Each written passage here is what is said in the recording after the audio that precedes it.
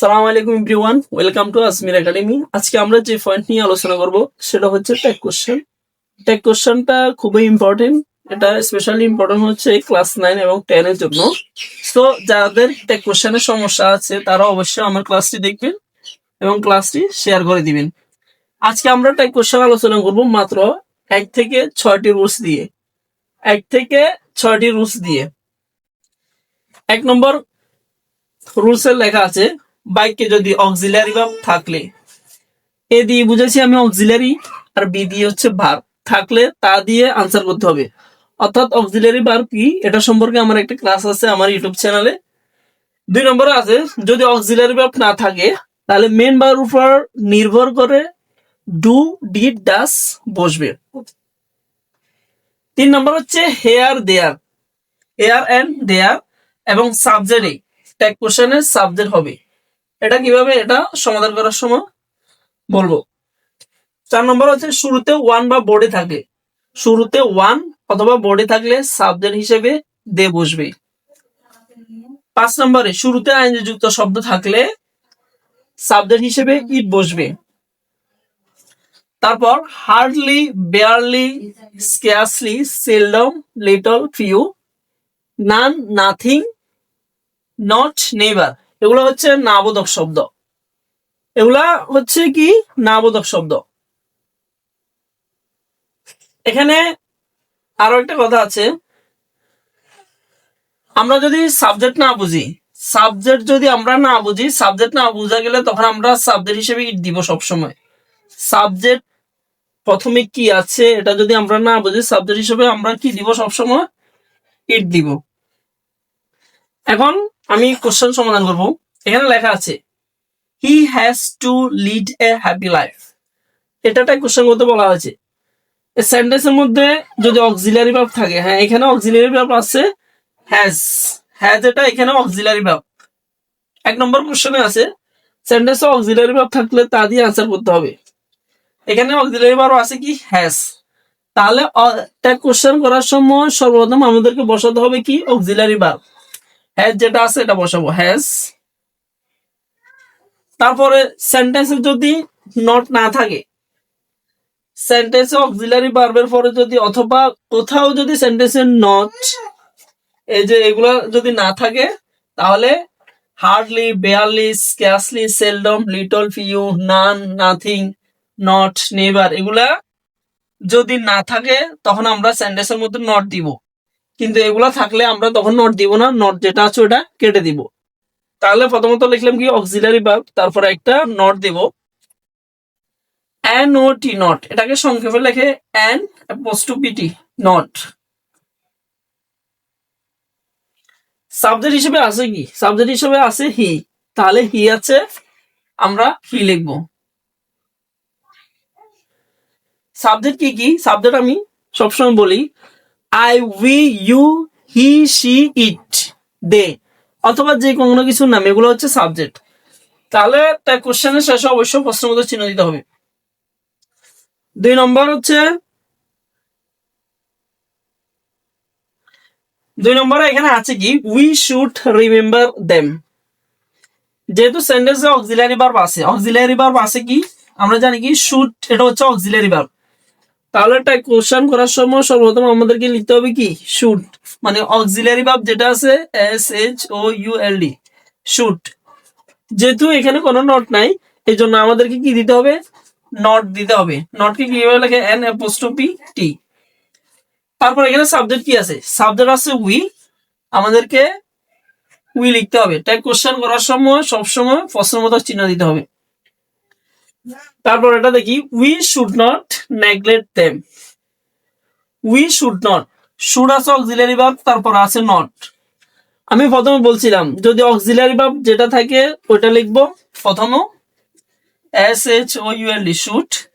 যেহেতু এখানে নট আছে, এখানে নট ছিল না এই জন্য আমরা নট দিয়েছি, এখানেও নট ছিল না এই জন্য এখানে নট দিয়েছি, কিন্তু এখানে নট অলরেডি দেওয়া আছে। আমি বলছি কোশ্চেনের মধ্যে যদি নট থাকে, নট এটা আমরা বাদ দিয়ে দিব।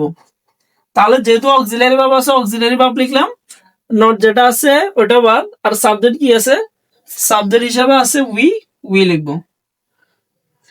তারপর টিস আর আওয়ার বেস্ট ফ্রেন্ড, এখানে অক্সিলারি ভার্ব কি আছে, এখানে অক্সিলারি ভার্ব আছে কি আর। সেন্টেন্সের মধ্যে কোনো নট নাই, নট না থাকলে আমাদেরকে অবশ্যই নট দিতে হবে। এখানে সাবজেক্ট হিসেবে কি আছে, ট্রিস।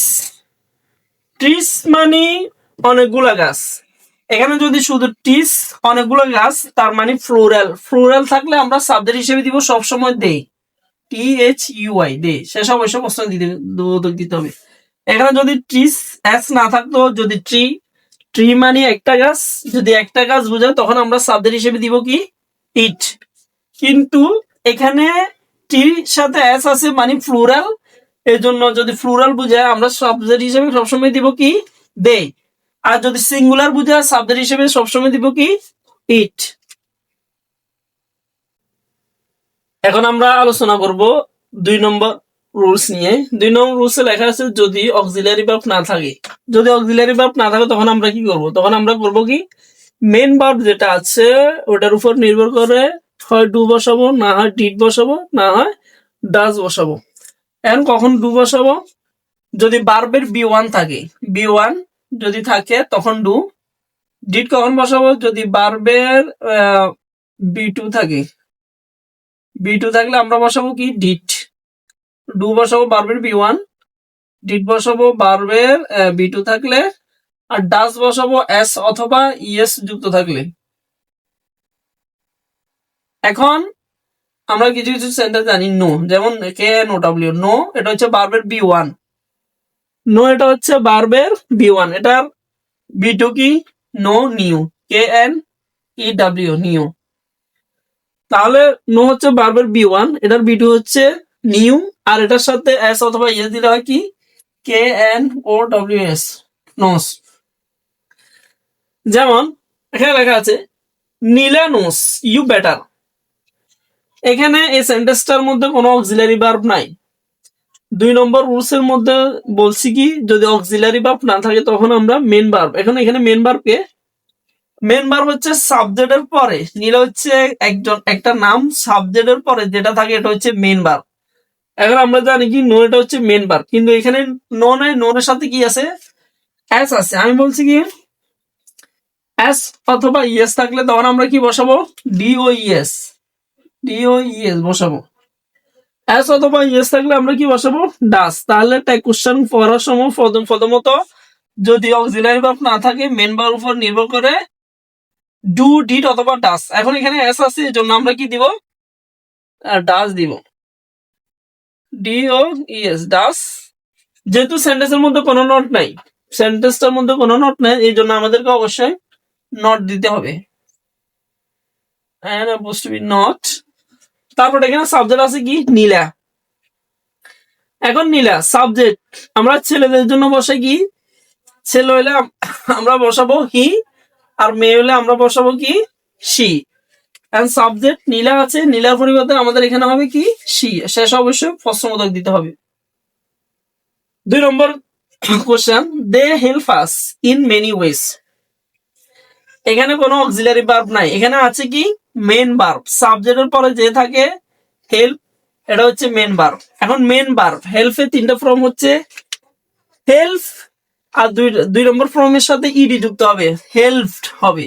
এখন যেহেতু এটা ভার্বের B1 তাহলে আমাদেরকে এখানে অবশ্যই কি বসাতে হবে ডু বসাতে হবে, DO ডু।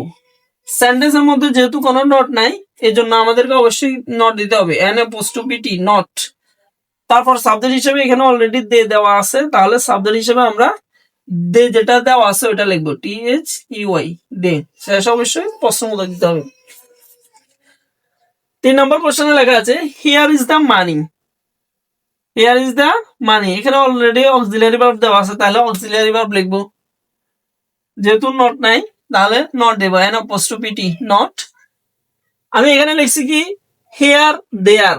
এখন 3 নম্বর রুলস এর মধ্যে হেয়ার দেয়ার এবং সাবজেক্ট, হেয়ার দেয়ার এবং সাবজেক্ট, এখানে হেয়ার আছে অথবা যদি সাবজেক্ট থাকে ট্যাগ কোশ্চেনে সাবজেক্ট হবে, ট্যাগ কোশ্চেন এর এন্ড ট্যাগ কোশ্চেনের সাবজেক্ট হবে কি, তাহলে ইজ ছিল ইজ দিছি, যেহেতু এখানে নট নাই এই জন্য নট।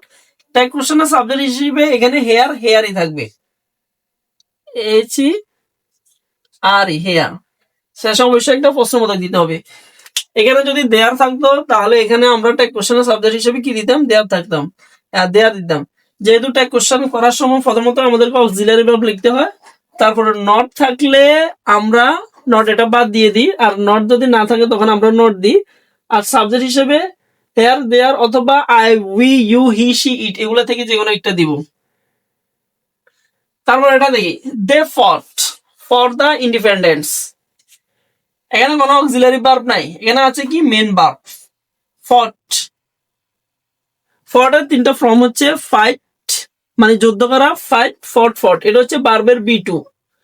ফাইট, ফট, ফট এটা হচ্ছে ভার্বের বি2। আমি বলছি কি ভার্বের বি2 থাকলে আমরা দিব কি ডিড, ডিআইডি, ডিড। যেহেতু এটার মধ্যে কোনো নট নাই তাহলে আমাদেরকে অবশ্যই নট দিতে হবে, ডিড নট। তারপর সাবজেক্ট হিসেবে অলরেডি এখানে দে দেওয়া আছে, তাহলে আমরা সাবজেক্ট হিসেবে কি লিখবো, দে লিখবো। শেষে অবশ্যই প্রশ্নবোধক চিহ্ন দিতে হবে। তাহলে আমাদের 3 নম্বর রুলস শেষ। এখন আমরা আলোচনা করব 4 নং এবং 5 নং রুলস নিয়ে।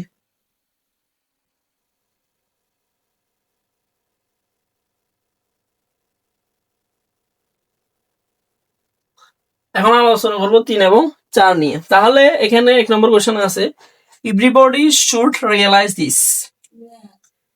আমি বলছি কি এখানে 4 নম্বরে ওয়ান অথবা বডি থাকলে সাবজেক্ট হিসেবে কি বসে, দে বসে।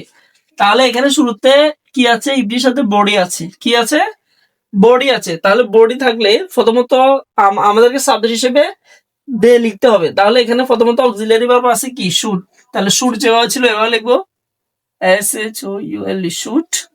এখানে কোনো নট নাই এই জন্য আমাদেরকে অবশ্যই নট দিতে হবে, এন অ্যাপোস্ট্রফি টি, নট। তাহলে বডি ওয়ান অথবা বডি থাকলে সাবজেক্ট হিসেবে কি বসে, আমাদের দে লিখতে হবে, দে, টি এইচ ইউআই, দে। শেষে অবশ্যই একটা প্রশ্নবোধক দিতে হবে। তারপর everyone would not do so. তাহলে এখানে প্রথমত তো আমাদেরকে অক্সিলারি ভার্ব যেটা আছে এটা would, W O U L D, would. One আছে, এখানে কি আছে, আমি বলছিলাম কি ওয়ান থাকলে সাবজেক্ট হিসেবে কি বসে, দে বসে, টি। যেহেতু সেন্টেন্সের মধ্যে নট নট আছে, এখানে এভরিওয়ান উড নট, এখানে নট আছে, তাহলে এখানে আমাদেরকে নট দিতে হবে না। যদি নট না থাকতো তখন আমরা নট দিতাম, এখন যেহেতু নট আছে তাহলে আমরা নট দিব না। আর ওয়ান আছে, যেহেতু ওয়ান অথবা বডি থাকলে সাবজেক্ট হিসেবে কি বসে, দে বসে, টি এইচ ইউআই, দে। শেষে অবশ্যই প্রশ্নবোধক চিহ্ন দিতে হবে। তারপর 5 নম্বরে শুরুতে আইএনজি যুক্ত শব্দ থাকলে, আইএনজি যুক্ত শব্দ, এই যে আইএনজি যুক্ত শব্দ, এখানেও আইএনজি যুক্ত শব্দ আছে। শব্দ থাকলে সাবজেক্ট হিসেবে কি বসে, ইট বসে।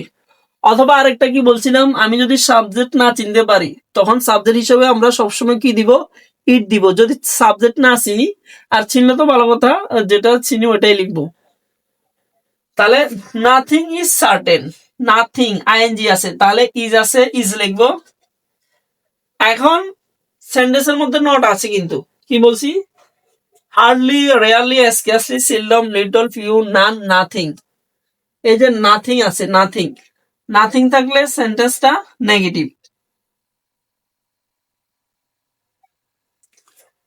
নাথিং, এই যে নাথিং আছে, নট, নেইবার এগুলো থাকলে এগুলো হচ্ছে নামবোধক শব্দ মানে নেগেটিভ সেন্টেন্স। তখন আমাদেরকে আর সেন্টেন্সের মধ্যে নট দিতে হবে না। তাহলে ইজ ছিল ইজ লিখছি, যেহেতু নাথিং এটা অলরেডি নেগেটিভ তাহলে আমাদেরকে এখানে নট লিখতে হবে না। তাহলে শুরুতে কি আছে, আইএনজি যুক্ত শব্দ আছে, তাহলে সাবজেক্ট হিসেবে কি বসবে, ইট বসবে। Something is better then nothing. Auxiliary verb কি আছে, ইজ আছে, তাহলে আমাদেরকে অবশ্যই ইজ লিখতে হবে। নাথিং মানে অলরেডি সেন্টেন্সটা নেগেটিভ, তাহলে আমরা নট দিব না। আইএনজি যুক্ত শব্দ আছে এই জন্য আমাদেরকে সাবজেক্ট হিসেবে লিখতে হবে কি, ইট। তারপর এখন আমরা আলোচনা করব 6 নং রুলস নিয়ে, 6 নম্বর রুলস নিয়ে।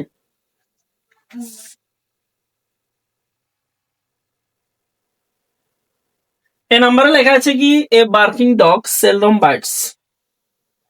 তাহলে তো এখানে কোনো অক্সিলারি ভার্ব নাই, এখানে কি আছে সেলডম আছে, সেলডম তার মানে সেলডম এটা কি, এটা নেগেটিভ, সেলডম এটা কি নেগেটিভ। এখানে যেহেতু অক্সিলারি এ বার্কিং ডগ,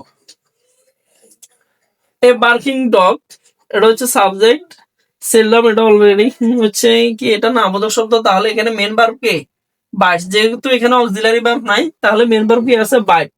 বাইটের সাথে এস আছে, তার মানে আমি বলছি এস বা ইএস থাকলে আমাদেরকে লিখতে হবে কি ডাস।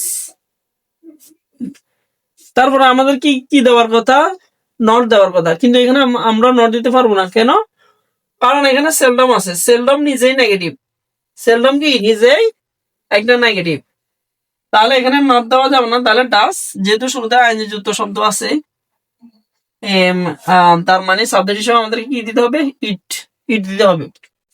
তারপর none could shine in life without hard work, এখানে অক্সিলারি ভার্ব আছে কি কুড আছে, তাহলে আমরা কুড লিখবো COULD কুড। তারপর আমাদেরকে এখানে নট দেওয়ার কথা, কিন্তু এখানে আমরা নট দিতে পারবো না, কেন, কারণ এখানে আছে কি নান আছে, কি আছে নান আছে, তাহলে নান এটা অলরেডি নেগেটিভ, তাহলে নট দিতে পারবো না। তাহলে আমরা সাবজেক্ট হিসেবে কি দিব, আমি বলছি কি সাবজেক্ট যদি না বুঝি, সাবজেক্ট যদি না বুঝি তখন আমরা সাবজেক্ট হিসেবে কি দিব ইট, IT ইট, শেষ অবশ্যই একটা প্রশ্নবোধক চিহ্ন দিতে হবে। তারপর লেটাস, লেটাস থাকলে কোনো কথা নেই, লেটাস থাকলে সরাসরি আনসার হবে শ্যাল, শ্যাল উই। লেটাস থাকলে অক্সিলারি ভার্ব অথবা অন্য কিছু আছে কিনা এগুলো দেখার দরকার নেই, সরাসরি আনসার হবে shall we. Do not, do not থাকলে কিছু দেখার দরকার নেই, সরাসরি আনসার হবে উইল ইউ। তারপর আই এম, আই এম থাকলে কোনো কিছু দরকার নাই, সরাসরি আনসার হবে aren't I, ARE R N apostrophe aren't I. তাহলে কি বলছি, let us do not I am, এগুলা যদি থাকে, এগুলা যদি থাকে তখন আমাদের অক্সিলারি ভার্ব আছে কি না বা নাই, নাকি hardly barely rarely seldom little few, এগুলা এগুলা কোনো কিছু দরকার নাই, ডাইরেক্ট লেটাস থাকলে শ্যাল উই, ডু নট থাকলে উইল ইউ, আই এম থাকলে আর্নড আই।